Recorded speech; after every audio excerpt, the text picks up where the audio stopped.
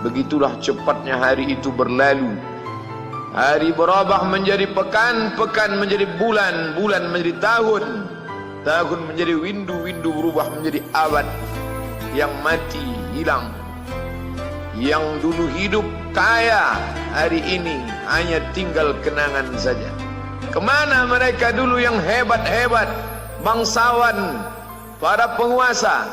Semuanya mati ditelan zaman.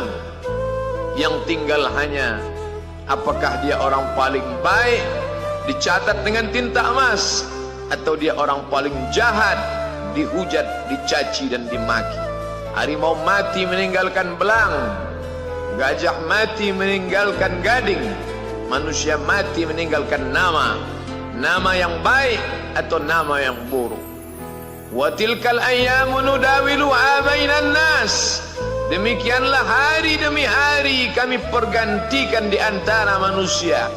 Untuk apa hari ini dirubah Allah Ta'ala?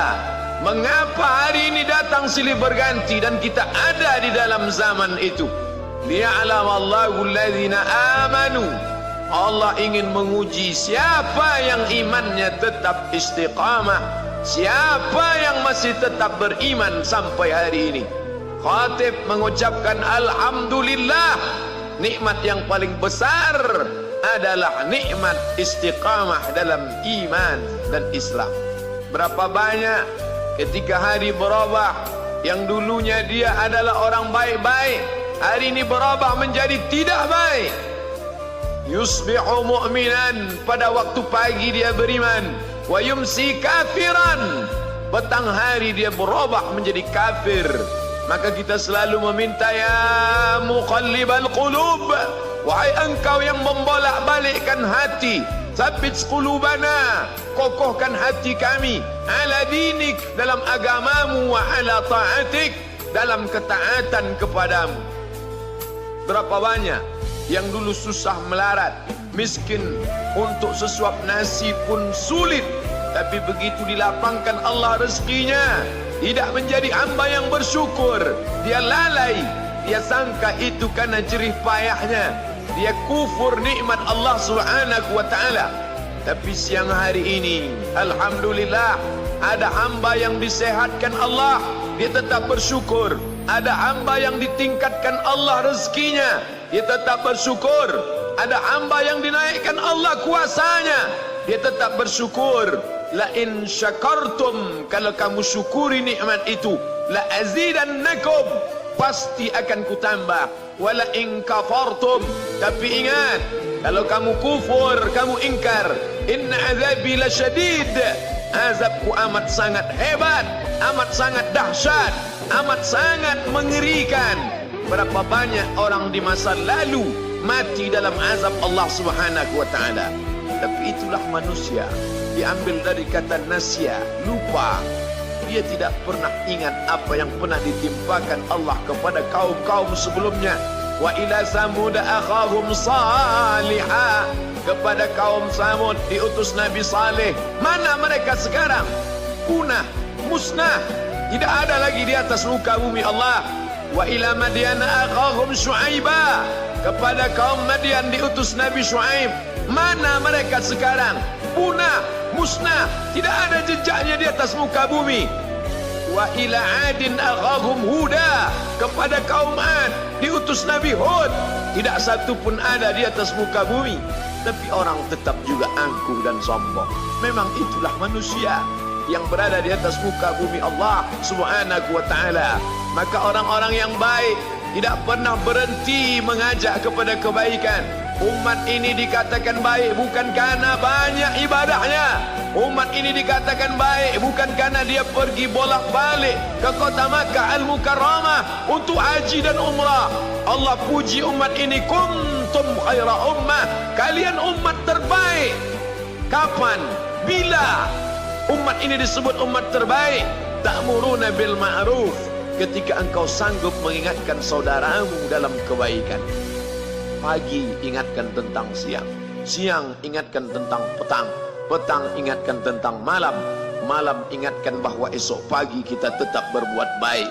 Wa tanhauna 'anil munkar, larang mereka dari perbuatan mungkar. Maka hari-hari yang sudah kita lewati di masa yang lalu, sanggupkah akan pulang kembali? Pepatah Arab mengatakan, lan tarji'al ayyamul lati madat, yang lalu tak dapat terulang kembali. Apakah semua itu berlalu begitu saja? Tidak ada yang percuma, tidak ada yang gratis, tidak ada yang sia-sia. Semua akan diminta pertanggungjawaban di hadapan Allah Subhanahu wa ta'ala. Sejak kita tegak di atas muka bumi ini, sejak kita diberikan nafas, diberikan hidup, diberikan nyawa, maka sejak itu kita ditanya, apa khalaqnakum abatha? Apakah kalian kami ciptakan sia-sia? Apakah kami sangka? Apakah kamu semua menduga bahwa kami menciptakan kamu lalu kamu tidak akan kembali menghadap kami? Semua akan diminta pertanggungjawaban di hadapan Allah Subhanahu wa ta'ala. Tidak ada kata yang dapat terucap dari lidah orang beriman selain ucapan Astaghfirullahaladzim. Ampunkan segala dosaku di masa yang lalu. Aku lalai dan lupa ya Allah. Kami termasuk orang-orang yang menghilangkan usia kami ya Allah. Kami tak tahu ke mana umur kami selama ini. Berapa jam untuk perbuatan dosa, berapa untuk perbuatan maksiat. Padahal ketika tiba masanya, kami semua akan menghadapmu. Dan pada saat itu semua akan dihitung menit demi detik. Detik semuanya tak ada yang dapat dari luput panggilan Allah Subhanahu wa ta'ala. Tidak ada yang lepas daripada pengawasan. Inna alaikum lahafizin. Bersama kamu ada malaikat hafazah kiraman mulia, katibin mencatat, ya'lamuna ma taf'alun. Dia tahu semua yang kamu lakukan. Betapa waktu-waktu yang lalu itu tak dapat kita tebus dengan apapun selain kita perbaiki di masa yang akan datang. Tingkatkan kualitas salat berjamaah, tingkatkan membaca Al-Quran. Andai usia kita sudah lanjut, tak dapat kita jemput, maka kita didik anak cucu generasi akan datang menjadi generasi yang Qurani dan Islami. Sab'atun yudhilluhumullah, ada 7 di antara yang dapat naungan Allah. Yauma la dhilla illa dhilluh, hari itu tidak ada naungan kecuali naungan Allah Subhanahu wa ta'ala. Di antara yang mendapat naungan itu adalah syabun, anak muda, nasya'at fi ibadatillah, anak muda yang tumbuh beribadah kepada Allah Subhanahu wa ta'ala. Andai masa muda kita penuh dosa, andai masa muda kita penuh narkoba, andai masa muda kita penuh zina, wal iyadzu billah wa na'udzu billah, jangan sangka Allah tutup pintu taubat. Innallaha la yaghfiru ayyushraka bihi. Allah tak terima taubat orang yang mempersekutukannya. Wa yaghfiru ma duna dzalika liman yasha. Tapi taubat selain itu diterima, dibukakan Allah Ta'ala. Mari perbaiki anak menantu, cucu, kawan, sahabat, andai talat, ajak ke jalan Allah Subhanahu wa ta'ala. Itulah salah satu memperbaiki yang masa lalu, kita perbaiki di masa yang akan datang. Di antara tujuan Allah mengapa Dia buat kita masih hidup di akhir tahun ini, liya'lamallahu allazina amanu. Allah menguji siapa yang masih tetap dalam istiqamah iman dan Islam. Tujuan kedua, mengapa Allah buat kita hidup sampai hari ini? Wa yattakhidha minkum syuhada, wa yattakhidha minkum syuhada. Allah ingin melihat siapa di antara kita ini yang layak untuk menjadi syuhada, iskariman, hidup mulia, au mutsyahidan, atau mati syahid. Pilihan orang Islam tidak banyak. Kalau hidup, hidup mulia. Kalau mati, mati syahid. Jangan hidup hina, mati terlunta-lunta, tidak diterima Allah Subhanahu wa ta'ala. Hidup mulia atau mati syahid dipersaksikan oleh para malaikat. Man kharaja fi talabil ilmi, siapa yang keluar rumah dengan niat menuntut ilmu, fahuwa fi sabilillah, maka dia seperti orang yang berjihad fi sabilillah, yang jauh meninggalkan kampung halaman, menuntut ilmu di perantauan. Jangan kau sangka kau anak yang terbuang, engkau adalah seorang syahid. Andai mati dalam perjalanan, maka matimu adalah seorang yang mati syahid. Mencari rezeki yang halal, meninggalkan anak dan istri, demi untuk memberikan nafkah, menjaga diri dari riba, menjaga diri dari haram, menjaga diri dari syubhat. Ditinggalkan anak yang masih kecil, istri yang memerlukan kasih sayang. Kutinggalkan kalian bukan karena hawa nafsu, tapi ingin mencari yang halal. Tetesan air mata, penuh keringat dan kerinduan, munajat di tengah malam, dibayar Allah Ta'ala dengan tetesan darah seorang syahid. Man mata duna malihi, siapa yang mati membela kehormatan hartanya, fahuwa syahid, maka dia mati syahid. Betapa seorang yang susah melarat hanya untuk menjaga diri dari yang haram dan syubhat, Allah muliakan dia.